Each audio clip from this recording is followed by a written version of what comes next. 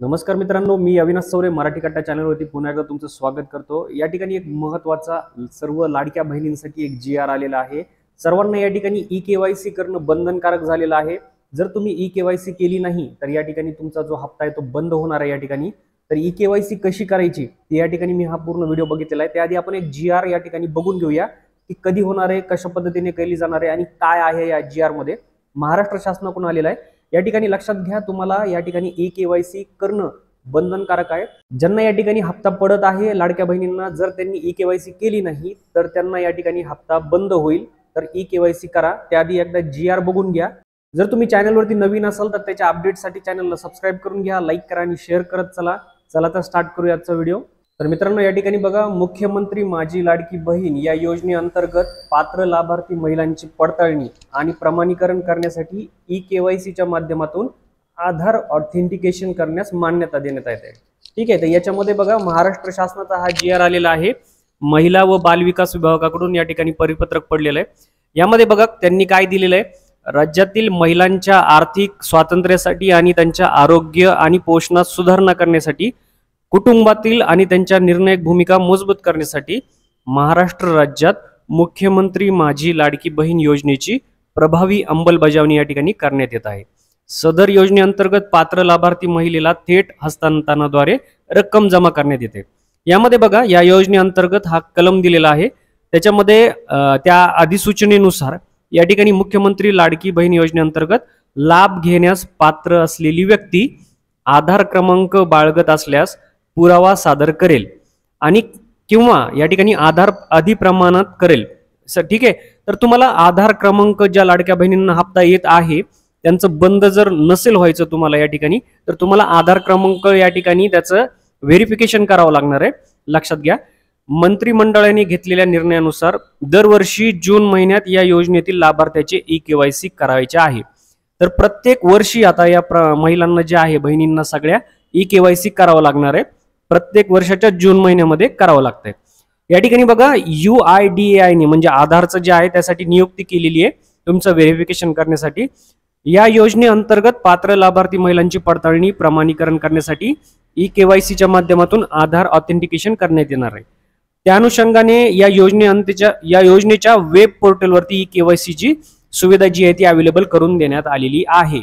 या ठिकाणी बघा, खाली शासन परिपत्रक म्हणतंय, मुख्यमंत्री लाडकी बहीण योजनेअंतर्गत पात्र लाभार्थी महिलांची पडताळणी आणि प्रमाणीकरण करण्यासाठी ई-केवायसीच्या माध्यमातून आधार ऑथेंटिकेशन या ठिकाणी करण्यात येते। यामध्ये त्यांनी वेबसाईट दिलेली आहे ladkibahin.maharashtra.gov.in। या वेब पोर्टलवरती तुम्हाला या ठिकाणी ई-केवायसी कशी करायची ते दिलेलं आहे। जर तुम्हाला समजलं नाही तर चॅनलला तुम्ही सबस्क्राइब करून घ्या। या ठिकाणी आपल्या चॅनलवरती लवकरात लवकर व्हिडिओ येऊन जाणार आहे। अजून ई-केवायसी सुरू झालेली नाहीये, आज किंवा एक दोन दिवसामध्ये ती ई-केवायसी सुरू होणार आहे। तर त्याचा व्हिडिओ सुद्धा आपल्या या चॅनलवरती लवकर येऊन जाईल। खाली काय लिहिलंय बघा, त्या अनुषंगाने वेब पोर्टलवर प्रत्यक्षात ई-केवायसी बाबत याची कारवाईचा फ्लो चार्ट दिलेला आहे। ठीक आहे, परिशिष्ट अ मध्ये खाली आल्यानंतर बघा, तसेच या योजनेअंतर्गत दरवर्षी जे आहे वरती बघा एक पॉइंट राहिला या ठिकाणी बघा, त्यानुसार योजनेअंतर्गत पात्र महिलांची पडताळणी आणि प्रमाणीकरण चालू आर्थिक वर्षात परिपत्रकाच्या दिनांकापासून 2 महिन्यांच्या आत पूर्णपणे करणं बंधनकारक आहे। म्हणजे आता जर हे परिपत्रक आलेले आहे तर तुम्हाला 2 महिन्यांच्या आतमध्ये हे करणं गरजेचं आहे। तर या ठिकाणी सदर कालावधीत जर कोणी आधार ऑथेंटिकेशन केलं नाही, प्रमाणीकरण, तर ते पुढील कारवाईस पात्र राहतील याची नोंद घ्यायची। या योजनेअंतर्गत दरवर्षी तुम्हाला जून महिन्यापासून 2 महिन्यांच्या कालावधीमध्ये ही केवायसी करणं बंधनकारक राहणार आहे। या ठिकाणी माहिती दिलेली आहे, त्यांचा सांकेतांक सुद्धा आलेला आहे। तर डिजिटल स्वरूपात स्वाक्षरी यांची या ठिकाणी डिजिटली हा जी-आर त्यांनी काढलेला आहे।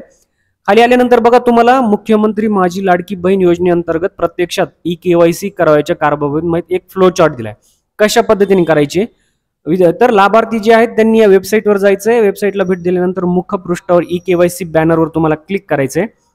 या ठिकाणी ई-केवायसी फॉर्म उघडेल। लाभार्थ्यांनी आधार क्रमांक टाकायचा आहे, त्यानंतर पडताळणी संकेतांक कोड टाकायचा आहे जो वरती दिलेला आहे, आणि तसेच आधार प्रमाणीकरणासाठी संमती दर्शवून सेंड OTP बटनावरती क्लिक करायचंय। खाली यायचंय तुम्हाला, खाली चेक करा तुम्ही आपले ई-केवायसी आधीच पूर्ण झाले आहे किंवा नाही हे तपासले जाईल। म्हणजे तुम्हाला या प्रकारचा मेसेज येईल तिथं। जर होय असेल तर होय झाल्यानंतर ई-केवायसी आधीच तुमची पूर्ण झालेली आहे असा संदेश तुम्हाला प्राप्त होईल। आणि जर नाही असेल तर आधार क्रमांक लाभार्थ्यांच्या मंजूर यादीत आहे की नाही हे तपासलं जाणार आहे. ठीक आहे, तपासल्यानंतर बघा काय होणार आहे, आधार जर नाही आलं खाली, ठीक आहे, या ठिकाणी बघा होय झालं तर झालं तुमचं, या ठिकाणी संपलं.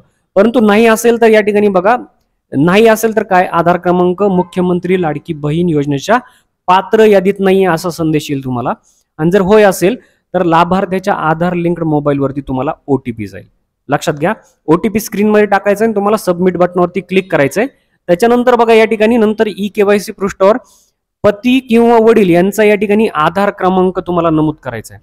लक्षात घ्या, तुम्ही जर आधार क्रमांक नमूद केल्यानंतर तुमच्या वडिलांकडे काय आहे संपत्ती किंवा माहिती ती, आणि तुमच्या नवऱ्याकडून केलं तर तुम्ही पतीकडे काय आहे तर त्यांची या ठिकाणी माहिती या ठिकाणी सबमिट होईल आणि त्याच्यावरून तुमचं आधार प्रमाणीकरण होणार आहे. हे लक्षात घ्या. तर तुम्हाला त्यांचं नाव टाकल्यानंतर आधार प्रमाणीकरणासाठी सेंड ओटीपी वरती क्लिक करायचंय. क्लिक केल्यानंतर पती किंवा वडील यांच्याकडील आधार लिंकचा मोबाईल नंबर आधार लिंककडे तुम्हाला टाकायचा आहे. त्या मोबाईलवरती प्राप्त झालेला ओटीपी सुद्धा या ठिकाणी स्क्रीनमध्ये टाकायचा आहे आणि या ठिकाणी क्लिक बटनावर क्लिक करायचंय.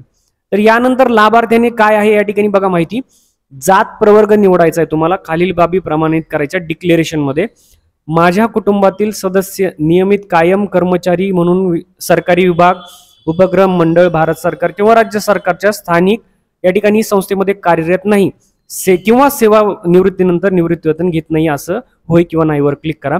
माझ्या कुटुंबातील केवळ एक विवाहित आणि एक अविवाहित महिला लाभ घेत आहे असं सुद्धा तुम्हाला होय किंवा नाही वरती क्लिक करायचंय आणि नंतर चेक बॉक्स क्लिक करून सबमिट बटनावर क्लिक करायचंय.